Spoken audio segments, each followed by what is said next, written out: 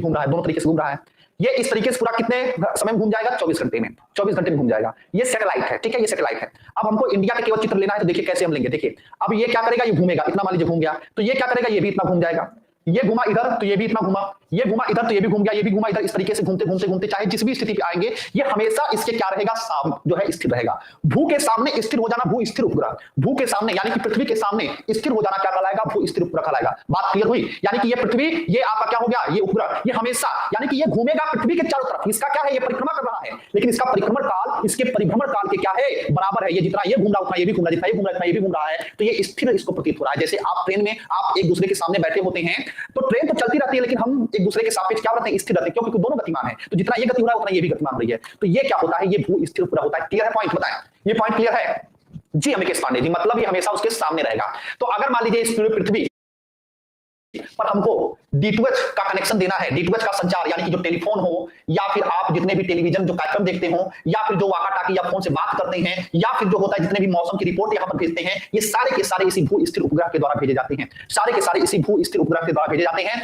और यहाँ पर आपको पता होना चाहिए भू स्थिर उपग्रह पृथ्वी से लगभग कितने दूरी पर, 36,000 किलोमीटर पर स्थापित किए जाते हैं। कितने? 36,000 किलोमीटर पर स्थापित किए जाते हैं। और यहीं पर आपको ये समझ में आ जाना चाहिए कि पृथ्वी हमेशा रोटेट करती है किधर से किधर, तो हमेशा पश्चिम से पूर्व करती है, पश्चिम से पूर्व करती है। तो ये भी समझ में आ जाना चाहिए कि अगर पृथ्वी पश्चिम से पूर्व रोटेट कर रही है, तो उपग्रह भी कितना होना चाहिए, वह किधर से किधर मूव करेगा, वह भी पश्चिम से पूर्व ही रोटेट करेगा। तो भू स्थिर उपग्रह भी क्या होता है, वह भी क्या करता है, वह पश्चिम से पूर्व ही रोटेट करेगा। और कैसे स्थापित होता है, किस कक्षा में? वो इस कक्षा में इस तरीके से घूमता है, भूमध्य रेखी कक्षा। ये क्या है, अगर इस ये भूमध्य रेखा है पृथ्वी की, ये भूमध्य रेखी कक्षा है। देखिए ये भूमध्य रेखी कक्षा है, ये भूमध्य रेखी कक्षा या विषुवत रेखी कक्षा जो है, यहाँ पर ये स्थापित किए जाते हैं। ठीक है, तो आसान भाषा में इसको लिखना प्रारंभ करिए, इसको आसान भाषा में तेजी से लिखने का प्रयास करिए।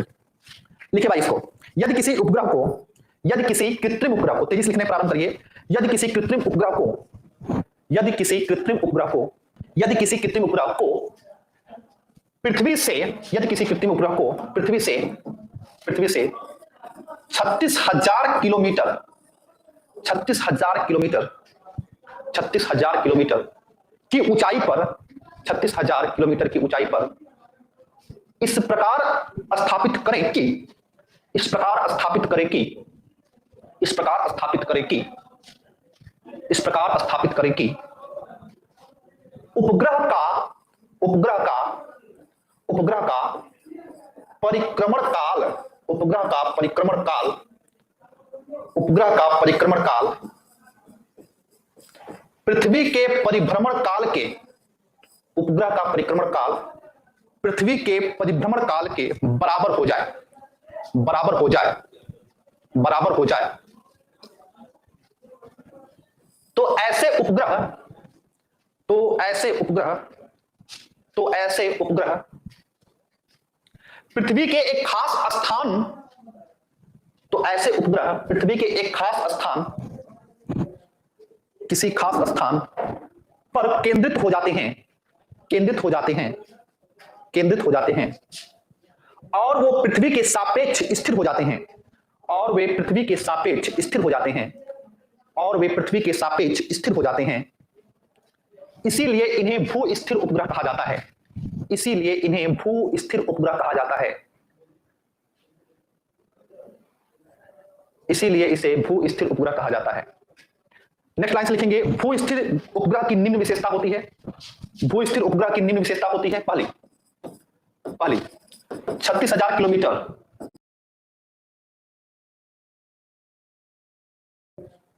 किसी खास स्थान पर केंद्रित हो जाते हैं, केंद्रित हो जाते हैं, केंद्रित हो जाते हैं, और वो पृथ्वी के सापेक्ष स्थिर हो जाते हैं, और वे पृथ्वी के सापेक्ष स्थिर हो जाते हैं, और वे पृथ्वी के सापेक्ष स्थिर हो जाते हैं।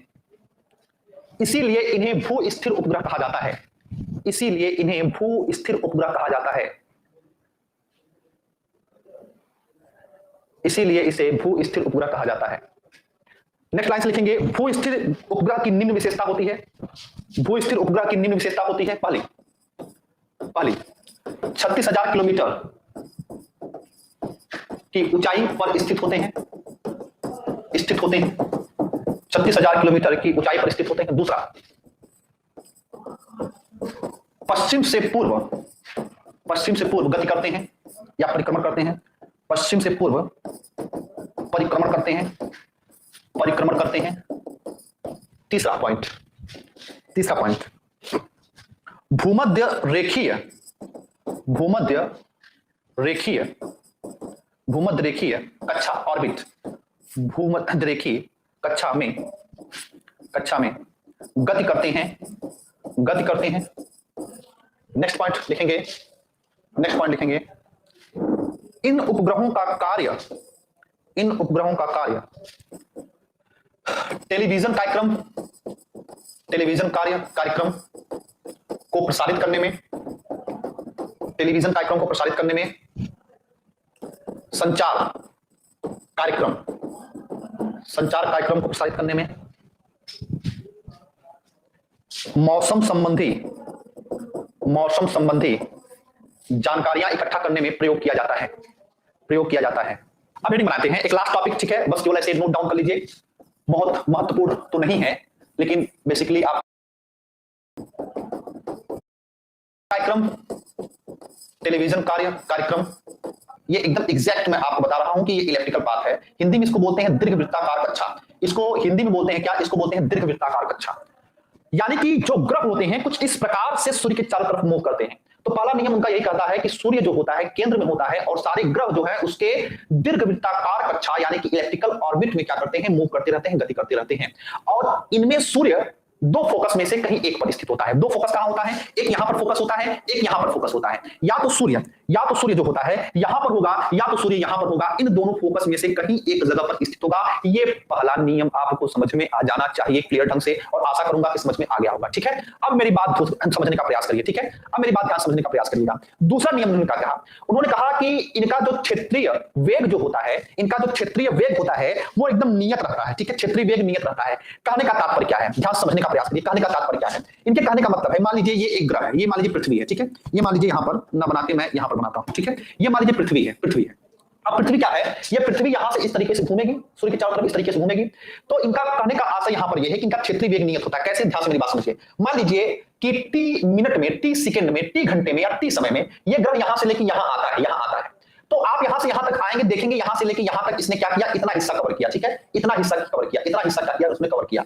तो यहां पर कैप्लर महोदय कहते हैं कि अगर मान लीजिए पृथ्वी यहां आ गई है और पृथ्वी यहां पर आ गई है और टी मिनट में यहां पर आ जा रही है, तब भी ये समान क्षेत्रीय व्यास जो है अधिग्रहण करेगा। यानी कि ये मान जो होगा इस मान के क्या होगा, बराबर होगा। मान लीजिए पृथ्वी यहां पर आ गई है तो और टी मिनट में यहां से यहां तक आ गई है, तो ये जो क्षेत्र होगा, ये क्षेत्र जो होगा, ये क्षेत्र होगा, मान लीजिए क्षेत्र A1 है, ये मान लीजिए क्षेत्र A2 है, ये मान लीजिए क्षेत्र A3 है, तो A1 बराबर A2 बराबर A3। ठीक है, A3 ये क्या होगा, समान क्षेत्र जो होता है नियत रहता है। ये चीजें आपको समझ में आ जानी चाहिए। अब आप कहेंगे कि सर पूरा जिंदगी बर्बाद करके इन्होंने केवल यही एक बात बताई, कौन सी बहुत बड़ी बात बताई, इसमें कुछ नया तो नहीं दिख रहा है। तो समझने वाला नजरिया चाहिए। ठीक है, यहां पर बेसिकली दो तीन चीजें बहुत महत्वपूर्ण निकल कर आती हैं। पहली बात क्या, कि जब कोई भी पिंड यहां पर नजदीक आता है सूर्य के, तो उसका वेग बढ़ जाता है।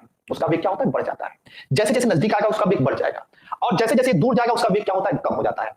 आपको ये जानना चाहिए, या आप जानते होंगे ज्योग्राफी में जब आपको एस्ट्रोनॉमी से पढ़ा रहे होंगे, तो कोई ग्रह जो जितना नजदीक होता है सूर्य के, उसका परिक्रमण काल उतना ही क्या होता है, उतना ही कम होता है।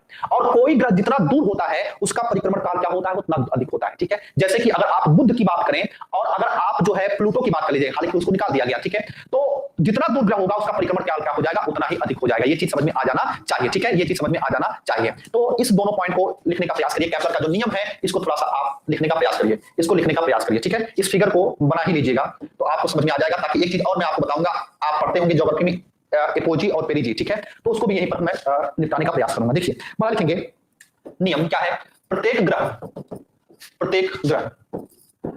ग्रह सूर्य के चारों तरफ या चारों ओर दीर्घवृत्ताकार कक्षा इलिप्टिकल, ठीक है, इंग्लिश में भी लिख लेंगे, इलिप्टिकल ऑर्बिट, प्रत्येक ग्रह सूर्य के चारों तरफ दीर्घवृत्ताकार कक्षा में चक्कर लगाता है